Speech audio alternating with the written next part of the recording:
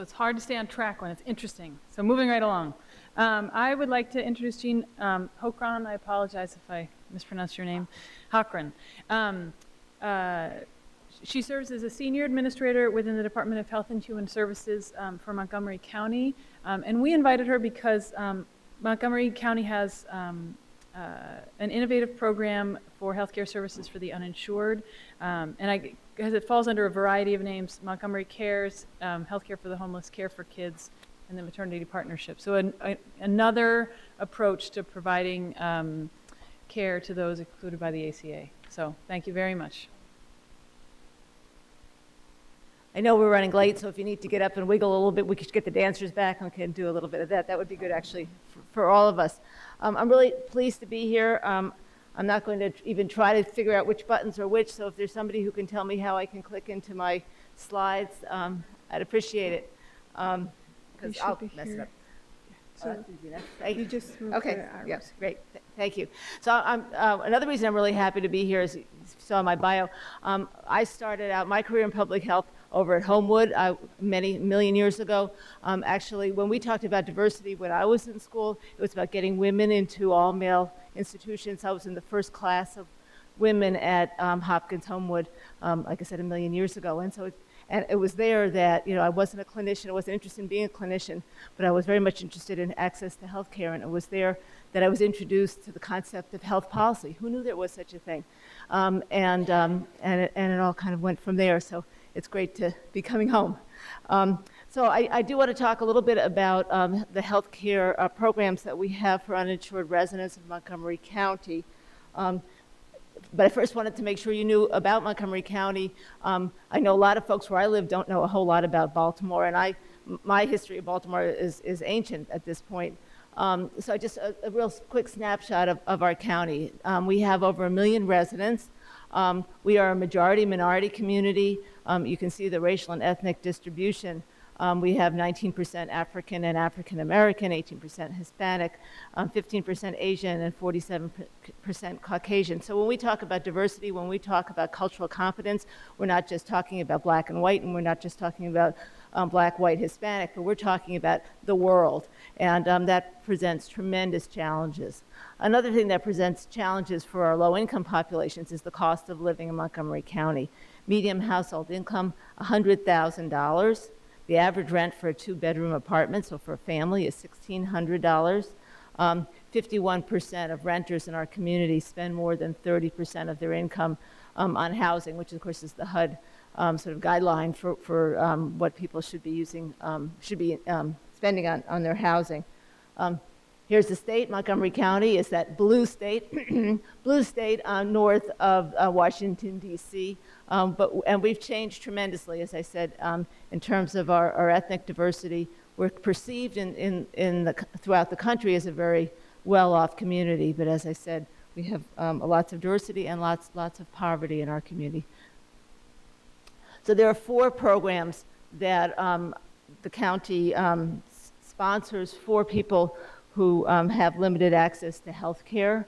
They are Montgomery Cares, which is for low-income adults, Care for Kids, which is for low-income, and Montgomery Cares as well, uninsured low-income adults, Care for Kids for uninsured kids, Maternity Partnership, guess what, uninsured low-income women who are pregnant, and then the county dental services, which again are for people of low income who are uninsured for dental care, and for a variety of populations.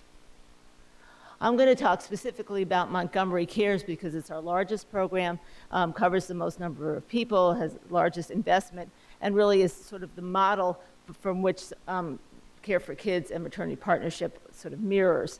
Montgomery Cares has been around for about 10 years, began operations in 2006, evolved from an earlier workforce development program for people with low incomes, and came through, very importantly, through a strategic collaboration. It was convened by an organization called the Primary Care Coalition, which is a local nonprofit that represents our community in terms of primary care providers, organizational primary care providers. And they convened a group that included the county, included some other very important parts of our provider community, including all of our hospitals, and as I said, the community-based service providers themselves. Giving you a little bit of a sense of the need in our community prior to the Affordable Care Act, it was estimated that 110 to 120,000 adults in Montgomery County were low income and did not have access to health care.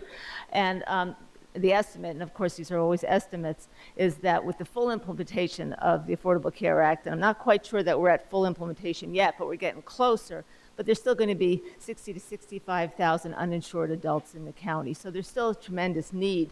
As you all know, Medicaid expansion, QHPs, and the other public programs provide no support and no access for huge numbers of people.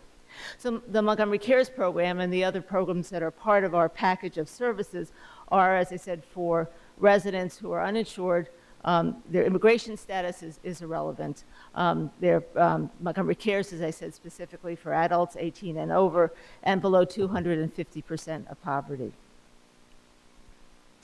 Just to give you a sense of our enrollment, you can see we started small, as is always the case, in 2005, and have, at our peak, which is now a year and a half ago or so, we had close to 30,000 people that were Montgomery Cares patients, and encounters or visits somewhere in the neighborhood of 85,000 visits. And then the Affordable Care Act happened, and the good news was that our numbers started going down. And there are a number of reasons, and I'll get to a slide on that in a moment. It wasn't just the Affordable Care Act, but we are seeing that the demand for care has reduced some in the last couple of years. FY14, those are actual numbers, and then FY15, which ends at the end of June, we're anticipating around 25,000 patients and about 67,000 encounters, which is quite a drop from where we were 2 years ago.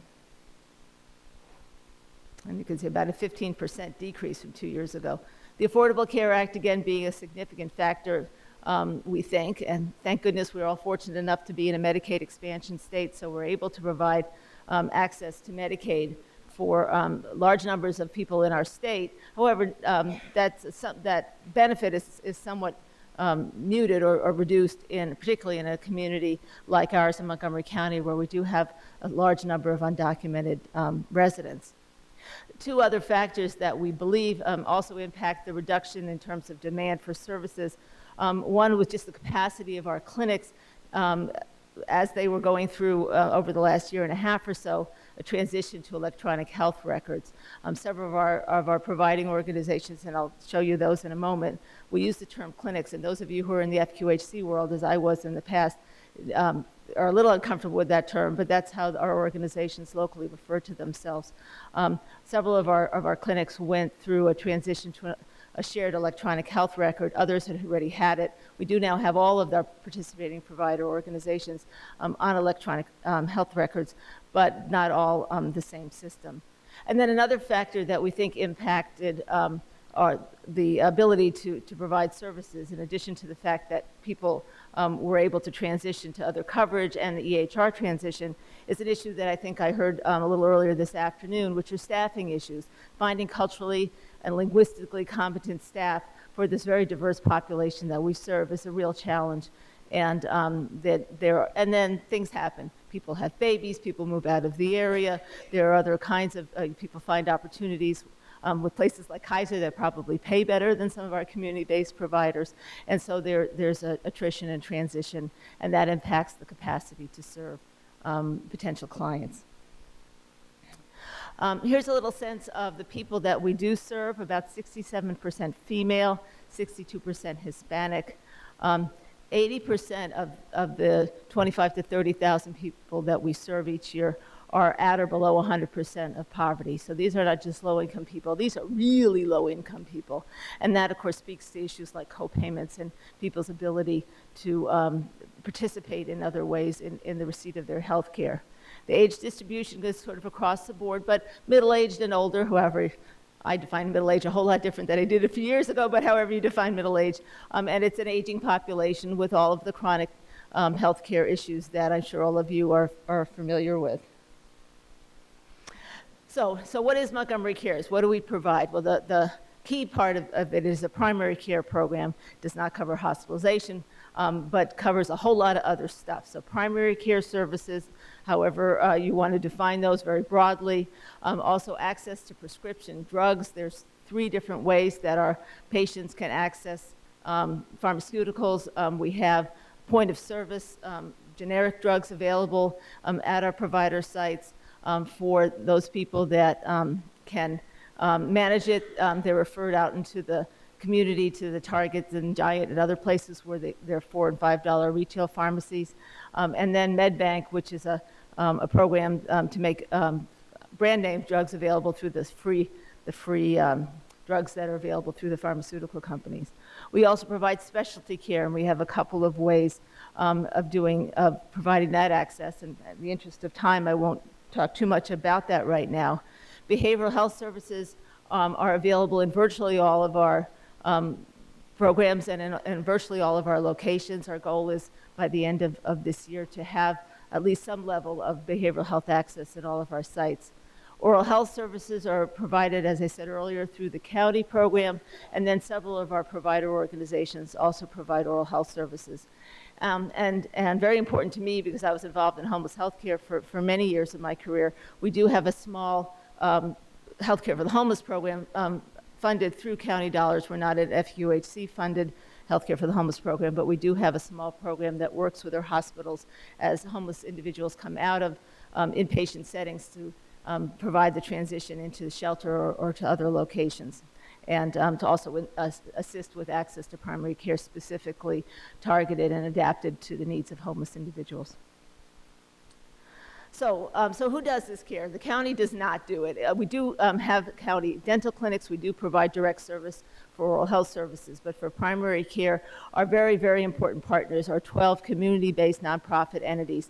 Dr. Cesar Palacios is in the back of the room. He's from one of our very fine programs, Proyecto Salud. Hello, hi Cesar, haven't had a chance to say hello yet.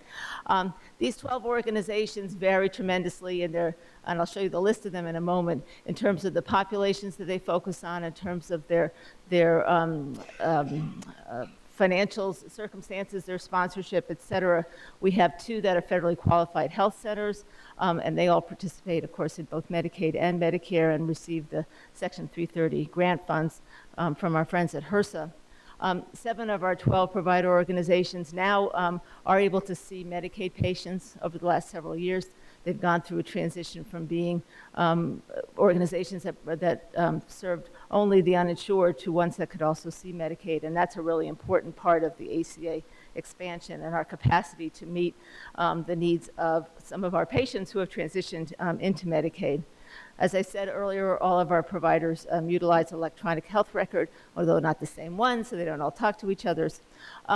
The county provides funding to the provider organizations for the patients that they serve on a fee-for-service basis at the present time, and it's $65 per encounter per visit. So here are organizations, and you can see if you look quickly through the list of names, and again, I won't read them all, we have clinics that focus on Asian American visitors, or residents rather. We have several that are specifically focused on people who are Spanish speakers. We have one, the Muslim Community Health Center, which actually serves a whole lot of folks aside from people who identify as Muslim, but has a real focus on that. We have 1 or 2 programs that are particularly focused on the African and African American community. So it's quite a diverse group of organizations. These are all separate private nonprofits. They don't work for the county. They are not part of the county. They're all independent private nonprofit organizations. Other partners, as I reflected earlier, the Primary Care Coalition, which in addition to convening us when we started the program, has continued as an administrative contractor for the county. All 6 of our county hospitals are involved in the program.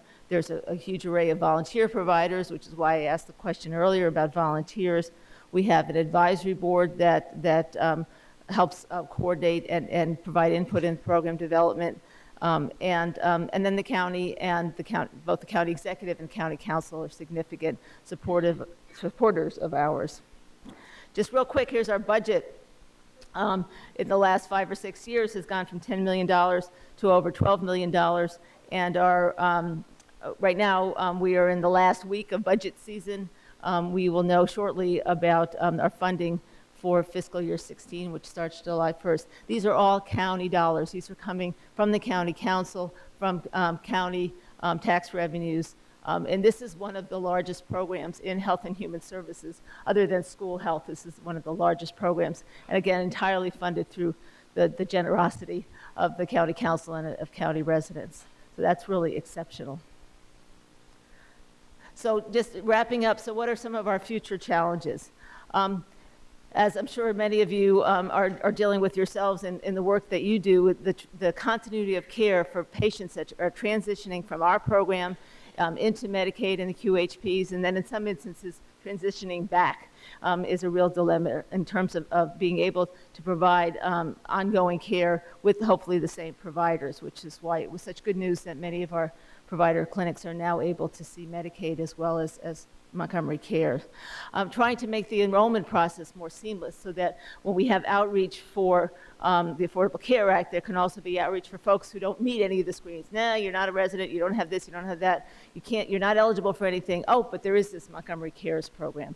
And conversely, as we're enrolling people in Montgomery Cares, to screen them for their eligibility for the other public programs so that we don't have to, so that they have them.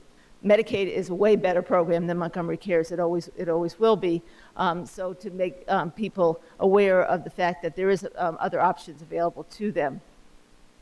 Another challenge for us is trying to create more uniformity in the operations of our program. As I said earlier, we've got 12 clinical provider organizations at about 25 locations, and some services are provided in some places and not in others. So depending on which one you choose to go to or which one is perhaps most convenient for you, there may be, for example, maybe a very rich behavioral health program at that location, but if you happen to either need to or want to go to another location, it might not be the same level of service. So how do we ensure consistency across our programs?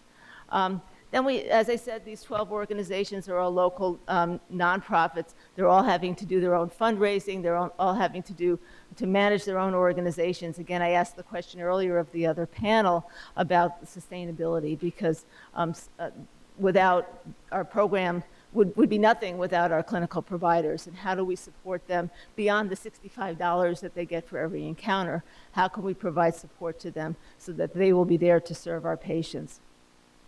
And then last but not least, which is the advocacy assignment that we all have, which is to support the safety net for those people who continue to be unable to access care elsewhere. You know, there is that sort of myth out there that the Affordable Care Act, everybody, Obamacare, everybody has access to health care now. What's the big deal? Well, the big deal in our county is 60,000 people who don't have access to health care. And multiply that by all the other communities in our state and all the other communities around the country. There are still millions and millions, 30 million is the number that I keep hearing, millions of people in our country who don't have access to health care. And as much as we can kind of applaud ourselves, and of course our political leaders will applaud themselves for what they've accomplished, there's still more work to be done. And so we have to keep that dialogue going. We have to keep that learning and that education and advocacy going about the need to access care for all people in our country. So that's my deal. I'm gonna have to let the bosses tell me whether there's time for questions. Is there a little bit of time? Okay, good. And my contact information, did you guys get a copy of the slides? Do you have any of that? Because I do have my email and phone number on here, but I also have cards. So anyway. Okay. So when you pitch this, or your team, or pitch this to the city council today, or the county council today, which is which one, it was obviously the argument like but I'm thinking of how you expand the program to the state level, or at least have you been able to gather data about economic arguments for it? Because I have heard people say about the MC program for everybody who's eligible to start citizenship, so desperately tries to stay in that area in order to continue their healthcare coverage. Mm-hmm. And I just assume that it creates somewhat more stable, not just that there's data coming on. So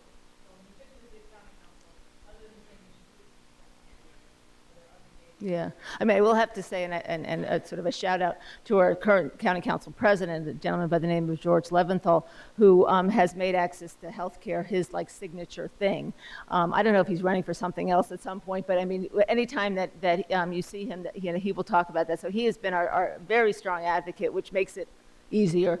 But in terms of the economic argument, there's been a number of studies that have been done and a number of efforts that have gone on to connect people who are coming into the emergency department with our primary care provider network, and results that have shown that reduction in certainly there's still a lot of inappropriate use of the ER, but having the alternative to something other than emergency room usage, and that there is a strong economic argument. And as I said, all 6 of our hospitals are very much in support of this program, provide a lot of our specialty care, institutional-based specialty care where there needs to be procedure, et cetera, in the hospital setting. The hospital provided at very low cost or no cost because they recognize the benefit. And of course now with all of the pressure on them for community benefit, they're all really interested in helping this program succeed. And so there's all this win-win out there, I really commend the citizens of Montgomery County for being willing to support this. I do have to say one little thing. So when I started this job 6 years ago, I was having dinner with friends who live in Northern Virginia, and I told them about this job. And my friend, who's sort of conservative, says, so the citizens of Montgomery County, the taxpayers, know about this program and they're okay with this? And I said, I don't know. There is an ongoing tension. There are those of us who say, we should shout this from the rooftops. And Howard County, I don't know so much now, but some years ago, Healthy Howard. I mean, every time you turn on the radio, there was Peter Bielenson being interviewed on NPR about Healthy Howard, aren't we great? Members of our advisory board are like, what's the matter with us? Why aren't we on NPR? And then there are other people who go, shh. And so I just had to say that because that's a real tension and a real issue that maybe now that people are more sophisticated, people are more, at least in this part of the country, more enthused about making healthcare accessible to everybody. There might be more support, but we're always very sensitive about that possibility that our taxpayers aren't going to be so generous. But anyway, excuse me, I interrupted you. No, that was very interesting. When I worked up in I'm a nurse practitioner, my first job was up in Boston, and before Massachusetts had their universal health care, Boston itself, a conglomerate of about 7 of the area hospitals, funded basically health care for uninsured people because they found that their hospital funds were going through ER visits and so forth, and so if they funded a health insurance fund to cover these people and get them into primary care practices, that would make economic sense.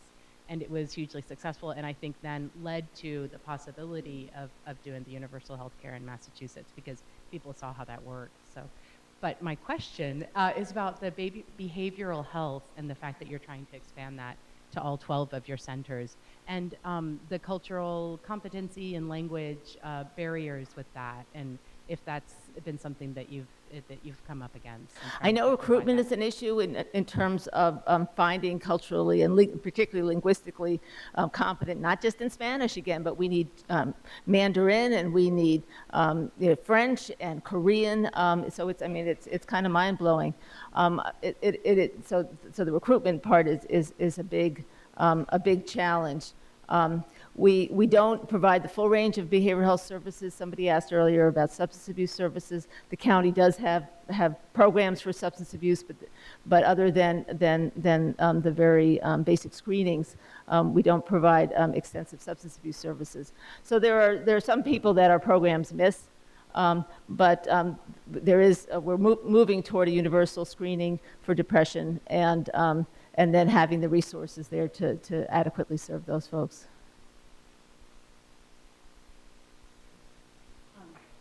So I'm going to interrupt. Thank you very much. Good, thank you.